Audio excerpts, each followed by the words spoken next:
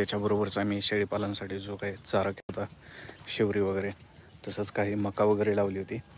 तर आजकाल त्यालासुद्धा फवारावं लागतं आहे. म्हणजे पहिलं जर तुम्ही मका वगैरे केली तर तिथं काय फवारायची गरज नव्हती, जसं तसं धान्य येत होतं. परंतु आज काय धान्य आहे तसं येण्याचं. तर शेडच्या साईडने आता सर्व शेळ्यांना वैरण वगैरे टाकले. तर हा जो गाडा आहे, हा गाडा मी वैरणीसाठी यूज करतो. तर सकाळीच आमची वैरण वगैरे आणून झाले, त्यामुळे आता दुसरे फवारायचे कामं करायचे. तर ही पाण्याची टाकी, इकडे 1 महिना झाला कंटिन्यू पाऊसच होता, जास्त पण होता पण कंटिन्यू होता, त्यामुळे कमी जास्तीला पाण्याची टाकी ठेवली आम्ही. आणि इकडे जर बघितलं तर खाली आमच्या तिकडे डाळिंबाची बाग फवाराय सुरू आहे आणि हाच चारा वगैरे इथं केलेला आहे. तर सध्या पावसामुळे इकडे एवढं गवत आलं तर तालीवरचं वगैरे आम्ही गवत कट केलेलं आहे आणि ते शेळ्यांना टाकलं जातं. तर आता मी तिकडे STPकडे चाललो आहे, तिथे किर्लोस्कर इंजिनवर STP सुरू आहे. तुम्ही जर तिकडे बघितलं तर तुम्हाला बागामध्ये फवारायला दिसेल. तर तिथे सध्या फवारणी सुरू आहे. 1 महिना हे असल्यामुळे आम्हाला काय फवारता झालं नाही, जेवढं फवारलं तेवढं पावसाने धुवून जायचं. तर आता माझा आवाज येणार नाही.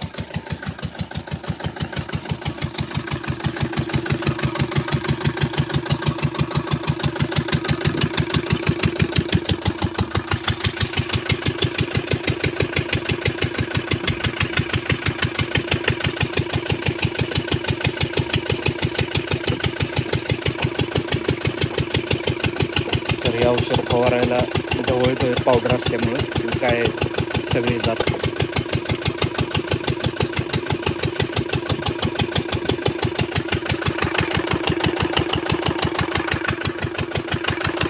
तर एवढे औषध येत आहेत.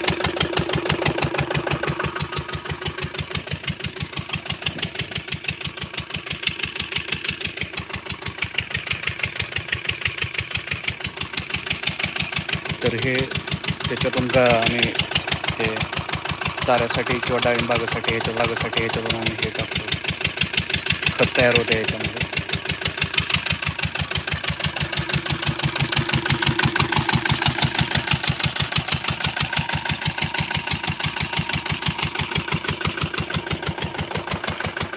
तर चला, माझं घरी काम पण सुरू आहे, त्यामुळे मला जास्त वेळ इथं थांबता येणार नाही. पण तुम्ही बघितलं की सध्या आता इंजिनवरती फवार सुरू आहे. पण सध्या पाऊस सुरू असल्यामुळे ही जी काय नळी वगैरे आहे ती शेतातून नळी ओढता वगैरे येत नाही.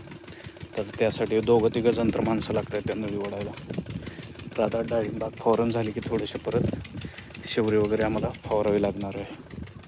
तसंच मक्याची पण व्यवस्थित वाढ व्हावी किंवा त्याला सध्या कीटक वगैरे खायला लागलेत, तर त्याच्यासाठी सुद्धा आम्हाला फवारणी करावी लागते.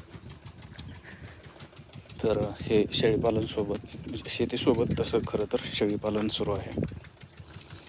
आणि आम्ही शेडच्या साईडला हे असे झाडं वगैरे पण लावलेले आहेत. तर हा एक पेरूचं झाड विकत आणलेलं आम्ही, गुलाबी कलरचा पेरू आहे. पण ह्याचे पेरू एवढे गोड लागत आहेत की तुम्ही पण एखादं असं पेरूचं झाड आणून लावा. पण ह्याचा इश्यू काय आहे की सध्या इथं कंटिन्यू पाऊस सुरू असल्यामुळे त्याच्यामध्ये आळे पडले. तर हाच तो वैरणीचा गाडा, मी याच्यावर परत एक सेपरेट व्हिडिओ बनवेल की याचा फायदा कसा होतो आहे. तर हा वैरणीचा गाडा, याच्यामुळे जेवढं काय तुमचं गिनीगोल असेल, कडवळ असेल, ज्वारी असेल, तर हे संपूर्ण हे या गाड्यावर बसतं. त्यामुळे इथं काय जास्त वजन वगैरे लागत नाही. आणि याचा शेळ्यांच्या वैरणीसाठी किंवा तुम्हाला मक्याचे पोते वगैरे असतील किंवा दुसऱ्या गोष्टी जड ओझं असेल ते काय व्हायचं असेल तर ह्याचा आम्ही उपयोग करतो आहे. आणि ह्यालाच आम्ही 2 व्हीलर गाडी घेतली आणि ही 2 व्हीलर गाडी आम्ही या गाड्याला पुढे बांधत असतो.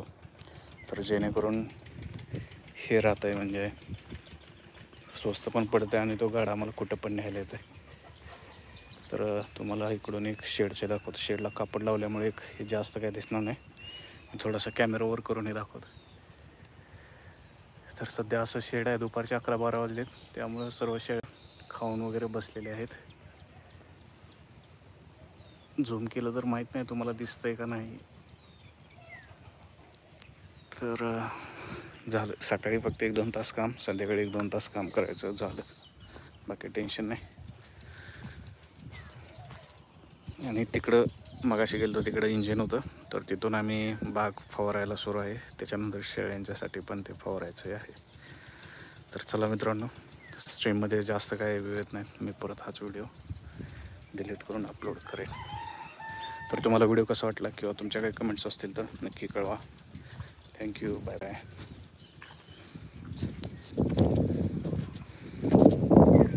हा, इकडे हे राहिलं आपलं विहीर वगैरे, तर इथेच आम्ही विहिरीचा पाण्याचा साठवा वगैरे केला आहे. बोरचं पाणी वगैरे इथे येतं आहे, हे आंब्याचं झाड वगैरे. तर तुम्हाला परत हे व्हिडिओ दाखवेल आमच्या गाव, किंवा तिकडे जर बघितलं तर एक तळ आहे आणि याच्यामध्ये पाण्याचा एक साठवा होतो आणि तो कंटिन्यू पाणी आम्हाला राहतं. कंटिन्यू नाही राहत, बट बऱ्यापैकी त्याचा फायदा होतो. तसेच आम्ही हा एक ट्रॅक्टर आणलेला आहे शेतीच्या कामासाठी, आणि ह्या ट्रॅक्टरचा एक आम्ही यूज करतो. तर ह्या ट्रॅक्टरमुळे शेतातली बरेचसे सगळी कामं होतात. बाग फवारणं किंवा दुसऱ्या शेतातून वैरण आणणं किंवा आणि इतर बऱ्याच काही गोष्टी. यावरही मी परत एक व्हिडिओ बनवतो. तर चला मित्रांनो, थँक्यू, बाय बाय.